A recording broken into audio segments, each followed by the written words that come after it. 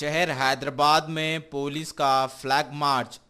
West zone के इलाके टप्पा police हुदूद में पुलिस का फ्लैग मार्च, जिसमें रैपिड एक्शन फोर्स के जवानों ने हिस्सा लिया। इस फ्लैग मार्च की निगरानी पुलिस के आला ओहदेदारों ने की।